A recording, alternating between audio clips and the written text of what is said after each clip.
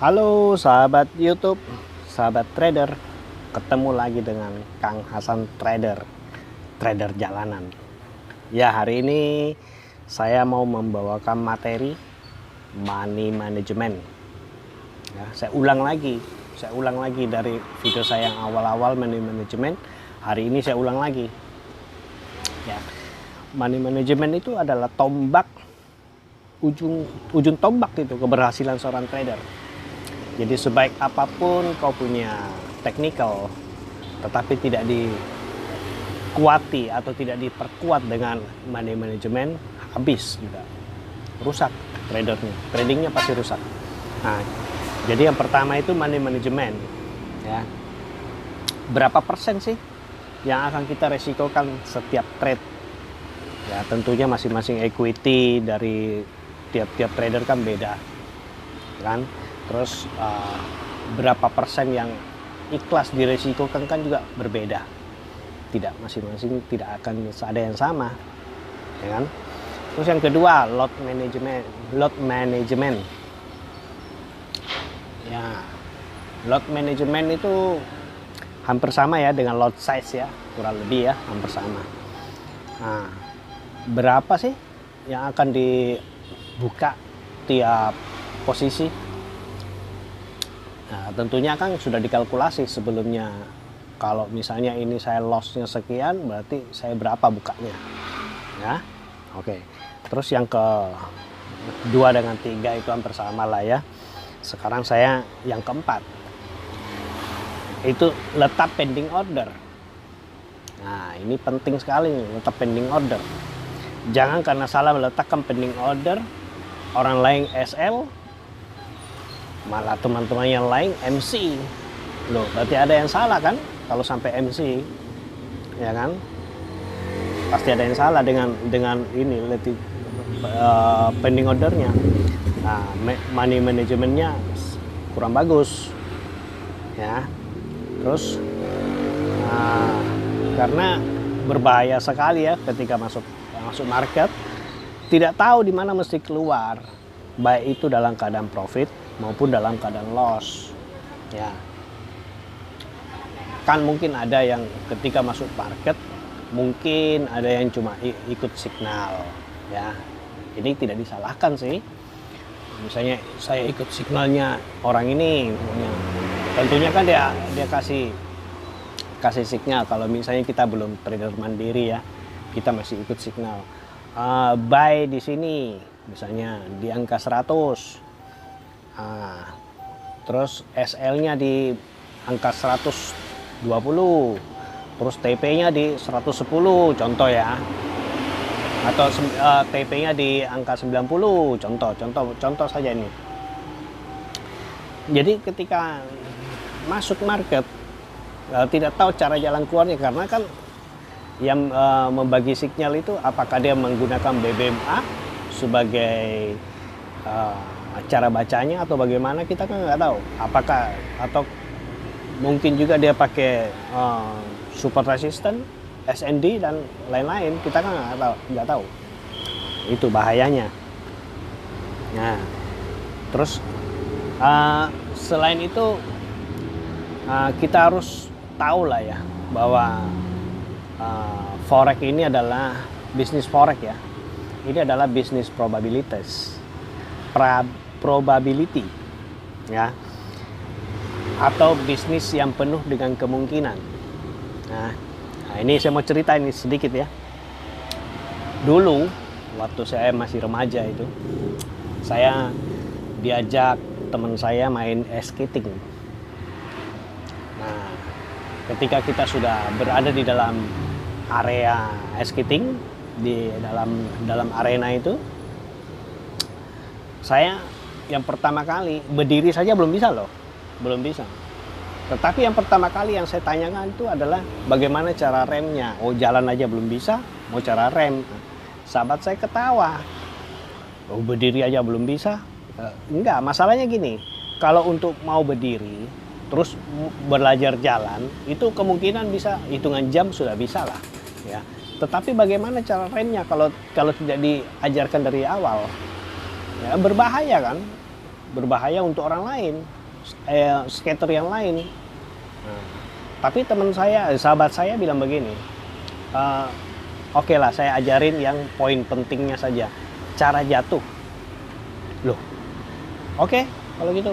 Nah, diajarin cara jatuh. Cara jatuh itu ketika kita terlentang, atau cara jatuh ketika kita tengkurap. Itu usahakan kalau bisa tangan itu jangan keluar dari badan. Alasannya apa? Ketika ada jatuh, lalu tangan keluar dari badan, terus posisi jari itu terbuka, itu kemungkinan dikhawatirkan tidak disalahkan orang lain loh, skater yang lain, jika skater yang lain tiba-tiba melindas jari Anda. Nah, risikonya bisa hilang jarimu. Karena skate-nya itu kan seperti pisau tajamnya. Ya kan? Nah, jadi itu yang diajarkan bagaimana cara jatuhnya. Terus saya umpamakan lagi dengan bisnis probabilitas atau segala kemungkinan itu ada. Nah, yang ini ya, berkendara naik motor walau hujan telah reda, namun di aspal masih ada sedikit genangan air atau banyak genangan air. Nah, sekarang begini, ini kisah nyata ya, beberapa bulan yang lalu. Itu waktu hujan ya, masih musim penghujan. Nah, saya antar anak saya ke sekolah. Nah, sampai di sebuah tikungan saya melihat banyak kerumunan orang. Nah, otomatis kan jalanan menjadi sempit dan agak pelan. Nah, pada saat itu saya juga memutuskan untuk berhenti mendengar sih ada apa ini, apakah ada kecelakaan atau apa. Ternyata ada seorang bapak diantar kedua putra putrinya yang masih kecil itu ke sekolah.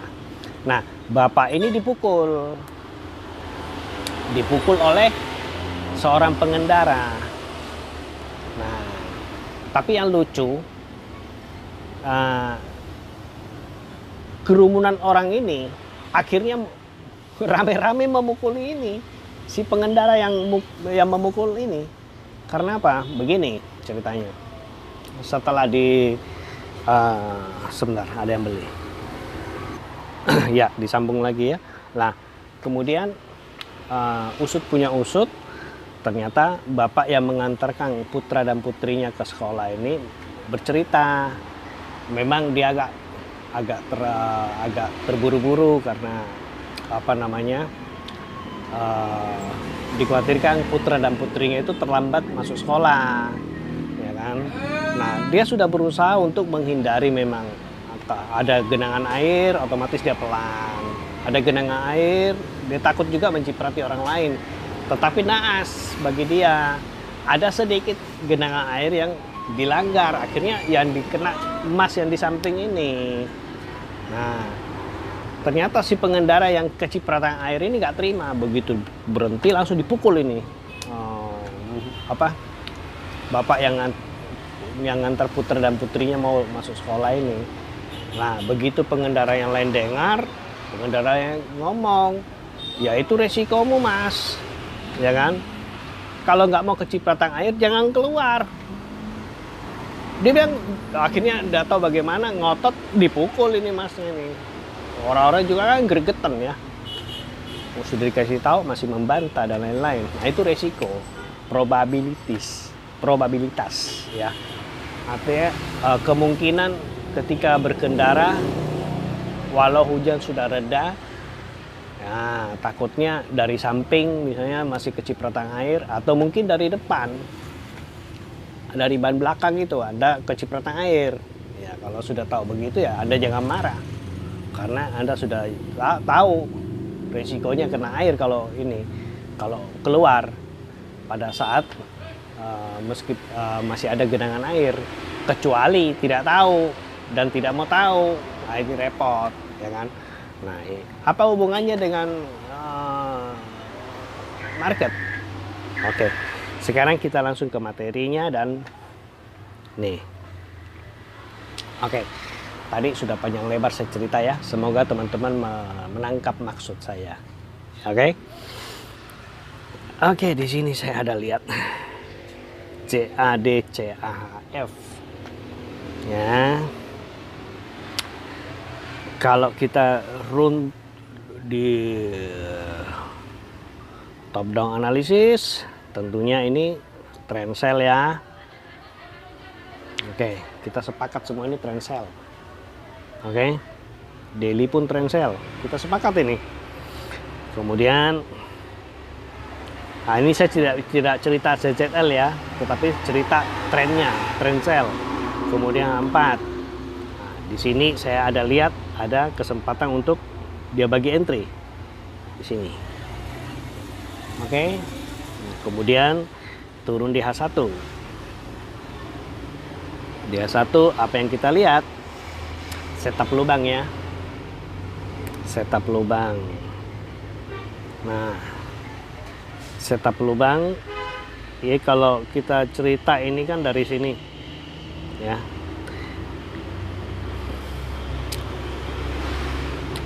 Candlestick arah kuku buy. Oke. Terus tergeser.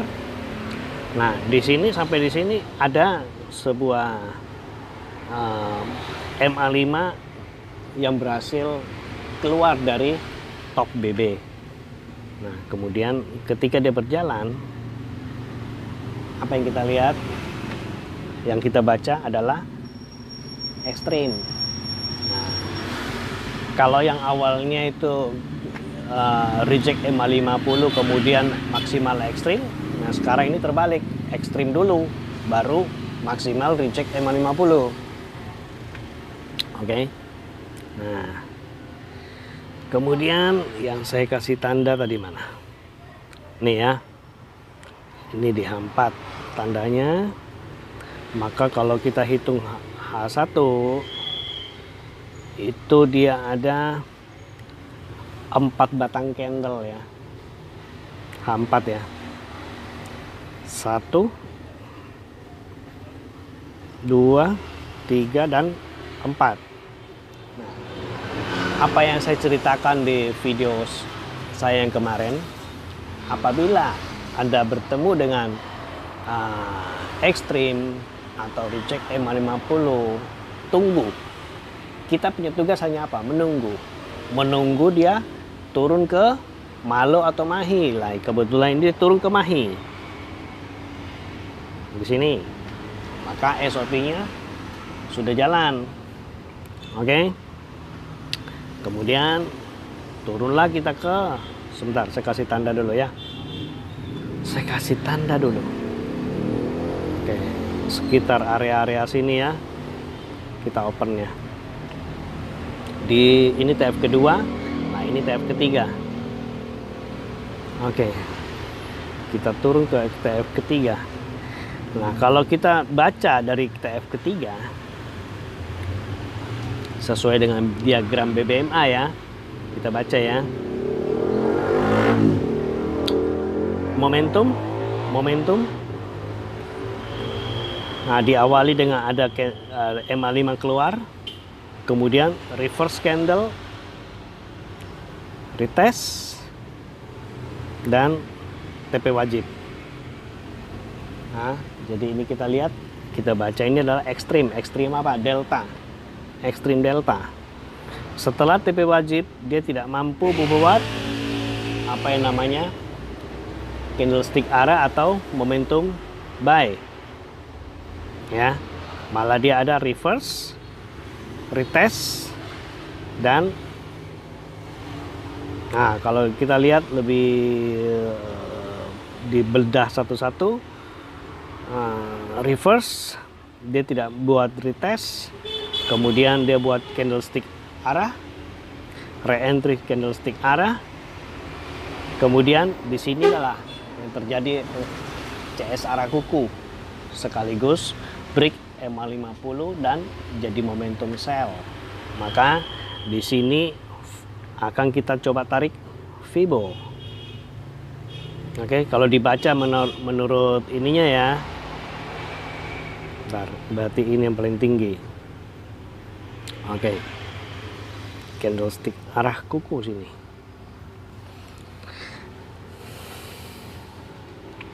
Kembali lagi di TF kedua. Yang kita baca di TF kedua adalah setup ekstrim. Setup ekstrim di TF satunya adalah re-entry momentum sell. Maka SOP-nya sudah valid ini. Ini sudah valid. Nah, ketika dia turun, dia membuat ini otomatis open di sini yang pertama. Di sini yang pertama open, atau kemungkinan open lagi di sini. Tetapi jangan lupa SL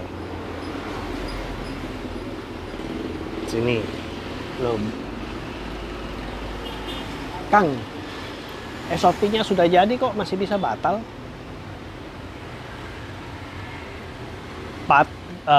Kita harus pertama kali kita harus paham ya, bahwa kita ini hanya retailer, trader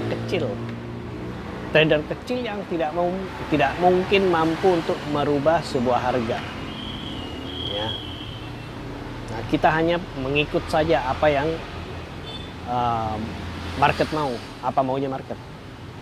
Nah, ketika kita punya SOP sudah bilang jadi, tapi market yang berkehendak lain, apa mau dikata? Nah, jadi disinilah yang saya tekankan money management, ya, money management. Nah, jika kita memakai teknik BBMA, tentunya kita akan cut loss ketika dia buat momentum buy. Itu baru kita cut loss, ya. Atau mengikuti setup cuma pakai SL saja. Di sini kita pasang di atas level 0 misalnya, atau di atas top BB misalkan, ya. Nah, setup Musam pun akan bilang, FMCBR pun akan cut loss ketika di sini, ketika dia break ini, ya, itu. Nah, maka kenapa pentingnya MM, jaga MM. Kemudian kita naik lagi, akhirnya dia menjadi membagikan entry lagi di sini. Nah, kapan kita tahu dia bagi entry? Turun di H1. Apa? Ini berarti hari misalnya hari Kamis ya, hari Kamis gagal. Dia membuat kenaikan dan dia terjadinya di Open Amerika.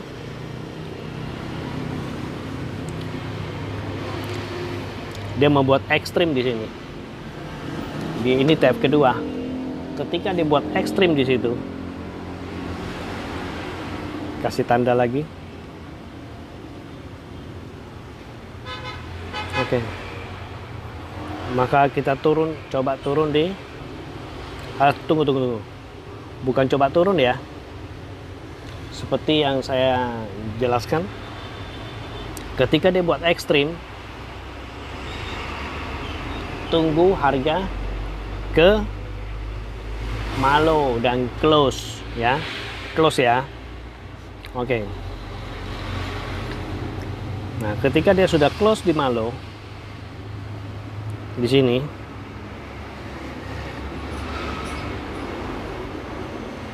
oke, turun di M15. Apa yang terjadi? Di sini adalah malo H1. Nah, apa yang kita baca di sini lagi sebagai full setupnya? Momentum. Kemudian dia membuat sideways. Apa namanya nih? Bollinger Bandnya rata dari top BB mid BB dan low BB rata. Nah, kemudian ada candle reverse. Sebentar, sorry.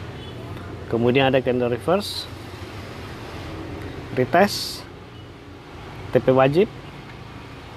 Dia membuat arah sedikit bagi entry, tapi tidak mampu buat arah kembali, arah buy. Nah, apalagi momentum buy. Maka sampai di sini kita bisa memperkirakan ini adalah MHV, ya. Ketika dia bagi entry, sorry, saya besarkan, ya. Ketika dia bagi entry dari sini, dia turun di sini bagi entry, dia tidak mampu. Sebentar, ada yang beli lagi. Sampai di mana ya kira-kira ya tadi ya? Candlestick arah bagi entry. Nah, tidak mampu bagi entry. Nah, dia sekarang bagi entry, sorry. Dia sekarang bagi entry. Kemudian yang kita baca adalah reverse, retest, dan TP wajib. Ya, TP wajibnya kan CSR kuku. Tetapi karena MA50 berada di dalam BB, maka yang kita ambil adalah penarikan Fibo adalah ini. Setelah dia break MA50, dan coba kita gambar ya, apakah dia jadi? Pajero dapat di Pajero, ya. Apa bedanya dengan yang ini? Apa yang membedakan ini? Ini pun sudah ada full setup. Extreme D, reverse, retest, TP wajib, bagi entry, no arah, ada retest, ada reverse, no retest ya. Kemudian dia menjadi CSR kuku, reentry CSR, di sini reentry CSR, di sini CSR kuku. Ini full setup di BBMA, dan akhirnya dia boom, udah naik. Jadi market bukan milik kita. Kita hanya memprediksi harga akan turun dengan memakai SOP yang sudah ketat ini, sudah termasuk ketat ini SOP-nya, karena sudah ada full setup juga di time frame ketiga, dan sesuai dengan SOP bahwa time frame kedua harus close di Malo. Nah, arti kata close itu apa sih? Arti kata close itu apa? Sekarang gini ya, saya kasih contoh ya.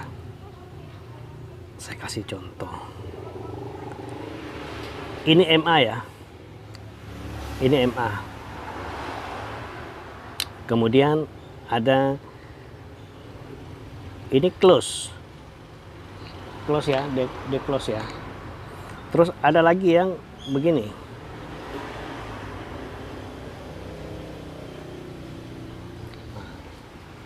Yang dinamakan close itu adalah ini. Ini nggak close, dia close-nya di atas, dia tidak close di Malo. Nah, jadi setup seperti ini biasanya saya hindari. Ya, kemungkinan setup ini bisa fake, kemungkinan meskipun di TF bawahnya sudah membentuk CSR kuku dan break MA50. Ya, kemungkinan loh ya. Ini saya bicara kemungkinan. Tetapi kalau kita langsung mau turun ke TF3 ya otomatis bisa dapat entry. Cuma cara saya kan begini. Cara saya close di Malo. Oke. Tidak ada yang salah, dua-duanya sama. Nah, Ini pun dia close di malo. Ini pun dia close di malo.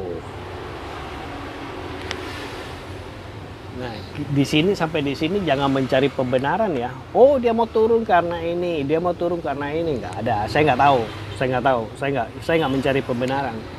Yang saya cari itu adalah bagaimana saya meminimalkan risiko saya. Itu makanya saya kenapa di awal video ini money management yang saya tekankan. Itu. Nah, semoga ini bisa menjadi bahan renungan bagi teman-teman. Bukan berarti SOP ini ketika ada terus kita ragu-ragu untuk masuk pasar karena ini, karena ada dua kejadian yang hampir sama ini, ya. Jangan sampai kita, wah saya ragu-ragu masuk pasar. Enggak. Kita tetap sesuai dengan SOP kita masuk. Cuma bagaimana kita meminimalkan risiko. Hari Kamis loss, ya, hari Kamis loss. Ternyata hari Jumat kita profit, ya. Itu aja. Nah, semoga video ini dapat membuat kita menjadi trader yang lebih sukses di kedepan harinya. Semoga juga tambah baik lagi kita menjaga kita punya money management. Jadi misalkan loss ya kita harus terima dengan lapang dada, karena bagaimana kita sudah mengantisipasi ketika kita niat masuk pasar, berarti kita sudah ada harga yang akan kita resikokan. Jangan sampai harga yang kita resikokan menjadikan MC buat kita punya account. Berarti ada yang salah di situ. Oke? Nah, mungkin sampai di sini aja dulu apa yang saya sampaikan. Semoga bermanfaat ya video ini. Oke? Salam profit dan tetap konsisten.